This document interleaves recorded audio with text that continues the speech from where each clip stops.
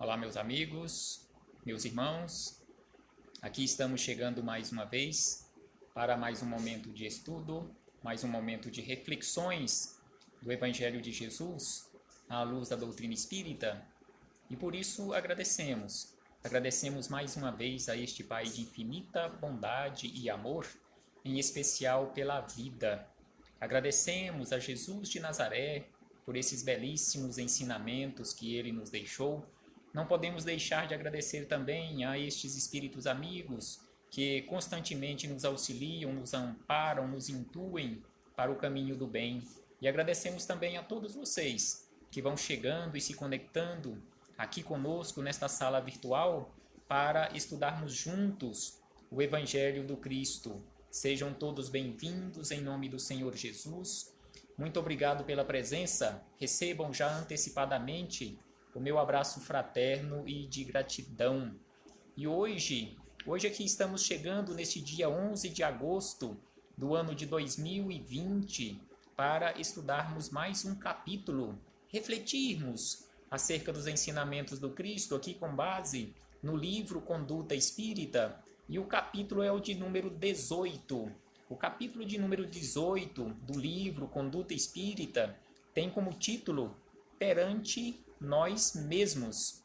Então aqui André Luiz, através da mediunidade de Valdo Vieira, nos traz ensinamentos belíssimos sobre o nosso comportamento perante nós mesmos. De que forma nós estamos nos comportando para conosco? Mas antes de começarmos estas reflexões aqui nas palavras de André Luiz, vejamos e relembremos mais uma vez umas palavras de Emmanuel que se encontra no prefácio desta obra. Então, no prefácio desta obra, já que iremos falar sobre o nosso comportamento, Emmanuel nos lembra da seguinte maneira, que não basta admirar e divulgar-lhe os preceitos. Ou seja, aqui ele está falando que não basta admirar o Cristo, achar os ensinamentos do Cristo belíssimos e divulgarmos estes preceitos. Aí ele diz que é imprescindível acompanhá-lo para que estejamos na bênção da luz. Então não é simplesmente nós estudarmos os ensinamentos de Jesus, admirarmos estes ensinamentos, acharmos eles belíssimos e querermos aplicar para os outros. É por isso que constantemente chamamos a atenção, não de vocês, mas em primeiro lugar de mim mesmo, que além das reflexões, nós precisamos internalizar estes ensinamentos e colocarmos em prática, conforme Emmanuel nos diz na sequência. Busquemos a lição pura e viva.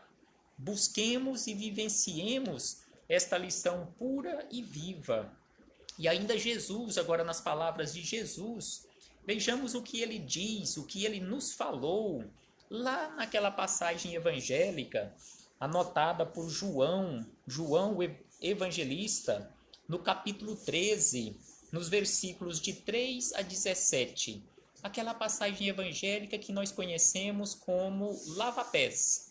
Aquela cerimônia em que Jesus lavou os pés dos seus discípulos, no final desses ensinamentos, Jesus vira para os seus discípulos e se dirige a todos nós, não só apenas aos discípulos naquela época, mas a todos nós, e aí nos diz o seguinte: se compreenderdes isto e o praticardes, sereis felizes. Então aqui Jesus nos chama a atenção, conforme o Eudes está aqui colocando, que não basta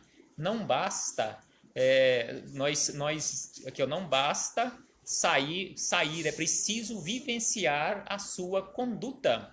Então aqui, com certeza, não basta simplesmente nós acharmos bonitos estes ensinamentos, não basta adorá-lo.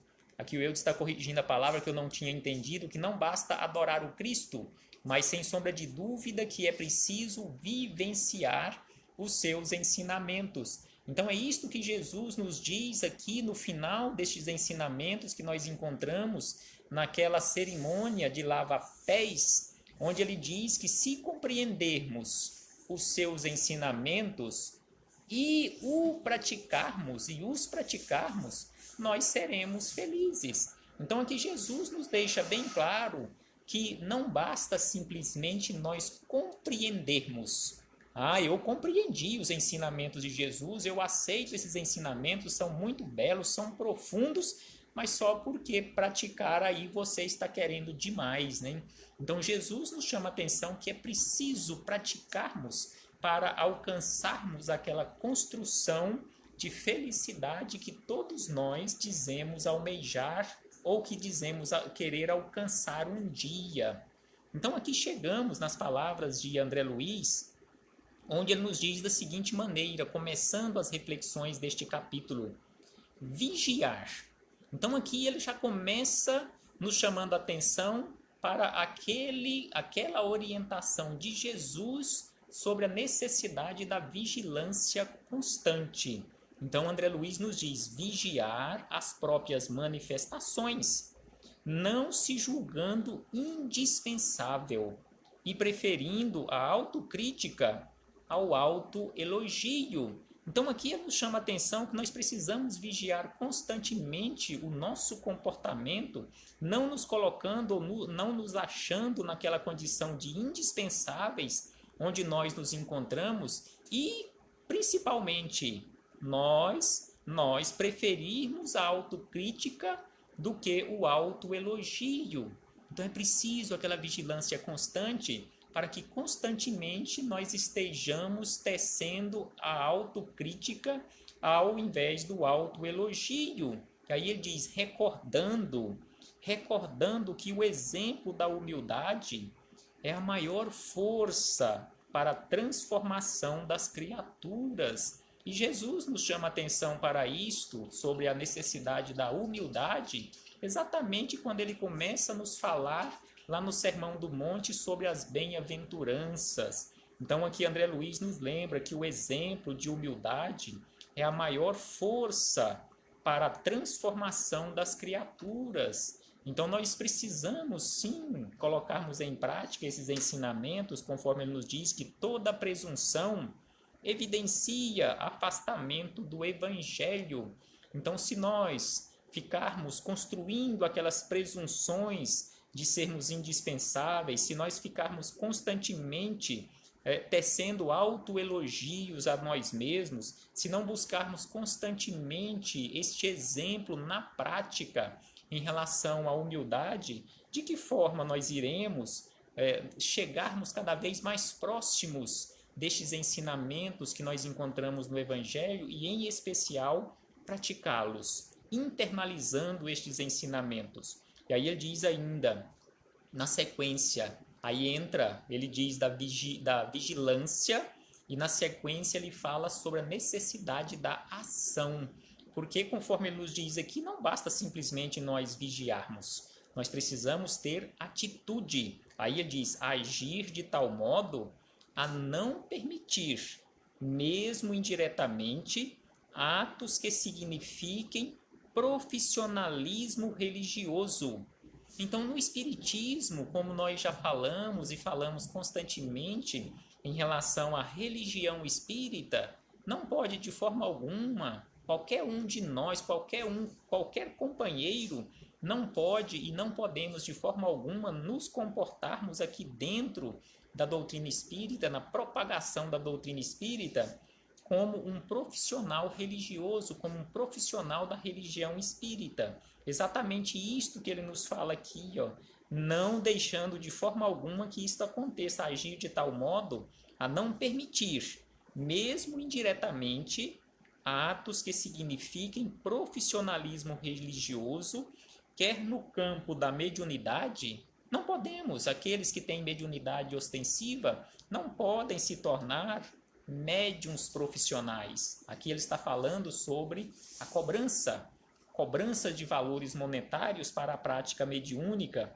Aí ele diz, quer na direção de instituições, na redação de livros, até mesmo ele fala aqui na redação, na publicação de livros, não podemos, aqueles que escrevem livros, não podem virar, no caso, não podem levar isto aí como sendo uma profissão de escritor para enriquecer, já que ele está fazendo isto mediunicamente. Se ele estiver fazendo isto mediunicamente, aí ele diz ainda, livros e periódicos, em traduções e revisões, excursões e visitas, pregações e outras quaisquer tarefas. Então aqui ele fala sobre a mediunidade, sobre a direção das instituições, ou seja, o presidente, o vice-presidente, o conselho fiscal, todas essas tarefas nas instituições espíritas são sem nenhuma vantagem financeira, sem nenhum pagamento monetário, quer direto ou indiretamente.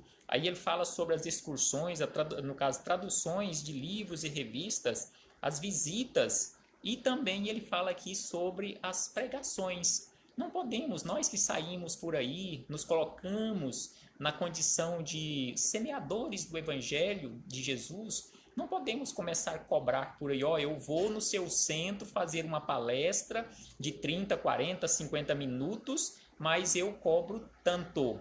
Ou eu preciso que você me reembolse algum valor pelas minhas despesas, pelo deslocamento. Não, de forma alguma. Não podemos nos tornarmos profissionais da religião espírita. Aí ele diz que a exploração da fé anula os bons sentimentos. Não podemos explorar a fé dos outros. Não, de forma alguma. Aí ele diz na sequência, render culto à amizade e à gentileza, estendendo-as quanto possível aos companheiros e às organizações, mas sem escravizar-se ao ponto de contrariar a própria verdade em matéria de doutrina para ser agradável aos outros. Então aqui ele fala que nós precisamos render culto à amizade e à gentileza entre companheiros de jornada e entre as instituições, entre os centros espíritas. E aí ele diz na sequência que o espiritismo é caminho libertador. Então aqui ele nos chama a atenção que espiritismo é caminho libertador de todos nós. E como nós sabemos, doutrina espírita, espiritismo não nos proíbe de fazer nada, não nos obriga também em fazer nada, mas só que o espiritismo nos mostra, conforme ele nos diz aqui, o espiritismo nos mostra o caminho libertador através dos ensinamentos de Jesus, ou os ensinamentos de Jesus à luz da doutrina espírita.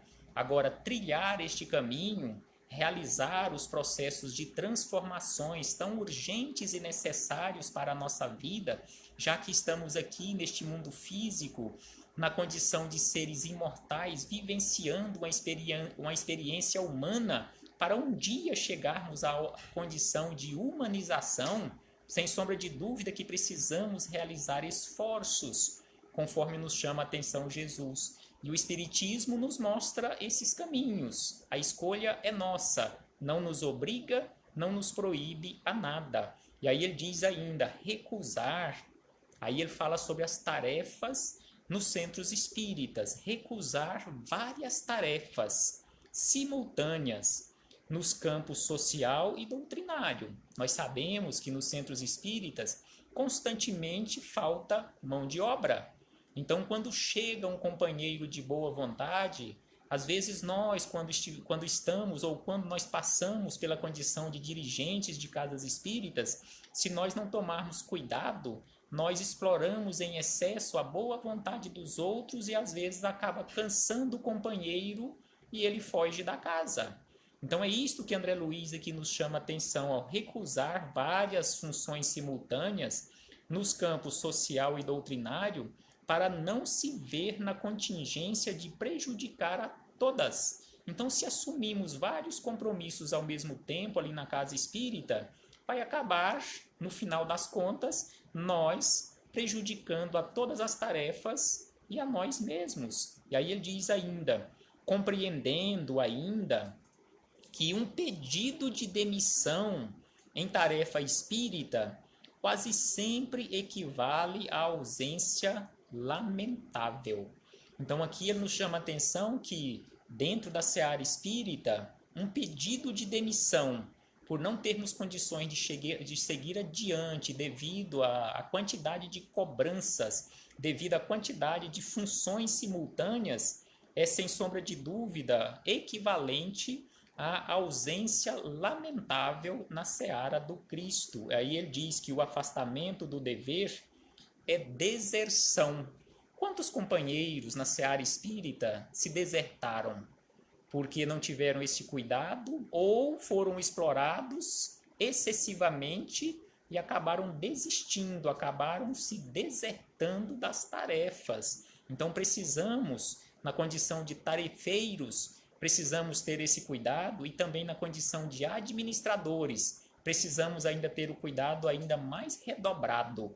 Aí ele diz na sequência, efetuar compromissos apenas no limite das próprias possibilidades. Então aqui na sequência ele continua esclarecendo o tópico anterior e dizendo que efetuar compromissos, eu só posso assumir compromissos de acordo com o limite das minhas possibilidades, buscando solver os encargos assumidos. Então eu preciso, se eu assumir o compromisso, eu preciso, conforme ele nos diz aqui, cumprir.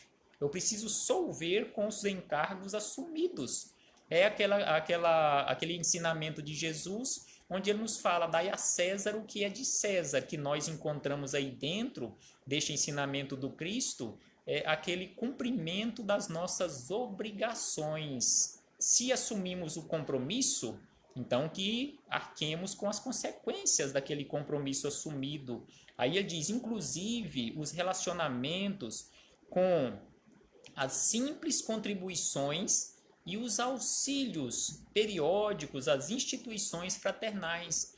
Então, se nós nos comprometemos financeiramente com o Centro Espírita em dar uma contribuição mensal para auxiliar nas despesas da casa, já que nós sabemos que os espíritos amigos, eles não vão materializar aqui na Terra os recursos financeiros para o custeio das despesas da instituição, nós precisamos sim auxiliar, contribuindo para, digamos assim, solver essas obrigações do Centro Espírita. Muitos companheiros acham ou se comportam desta forma como se a conta de luz, a conta de água e outras contas do Centro Espírita, se elas se resolvessem, elas fossem pagas pelo plano espiritual.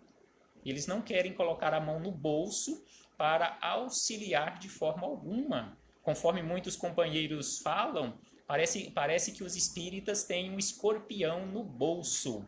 E não podemos falar, se nós estivermos na direção, estivermos na tesouraria de um centro espírita.